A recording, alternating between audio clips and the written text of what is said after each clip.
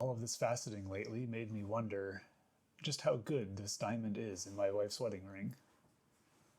I've heard from various sources that you can go into a jeweler's shop, and if you have a 10 times loop or so and look at some of their jewelry, you'll be kind of surprised at the actual quality of the gems that you'll see. And so I wanted to see just how good a quality the only piece of real gemstone jewelry that's in this house currently actually is, which is my wife's wedding ring. I'm not going to go into a jeweler shop and ask them to let me show the world just how good or bad their jewelry actually is. Well, looking at it, it turns out it's pretty nice. All of the meet points meet up, and by meet points I mean where the triangles of one facet meet the points of another facet, basically. There's no there's no gaps between them, and I guess I shouldn't be surprised. This is actually not a modern diamond. It was purchased in November of 1945, which is when my wife's grandfather bought it for her future grandmother.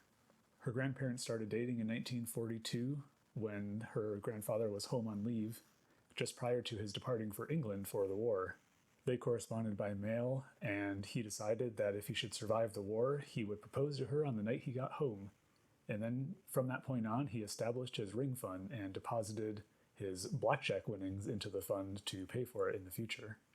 When he got off the train after he came back, he went directly to his partner's house and immediately proposed, and she immediately accepted, where he then took his winnings to Seattle and bought this ring from I. Lockmans and Sons.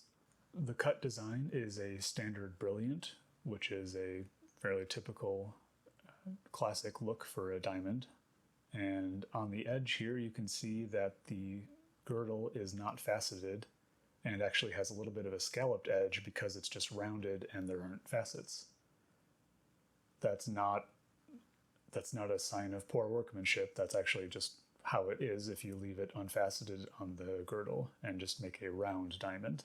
The small diamonds on the outside are of varying quality, but are generally pretty good. I've only seen a couple of facets that aren't quite at meet point, despite being very small. The point of the small diamonds is sparkle, basically, so if the meets aren't perfect, that's not the end of the world.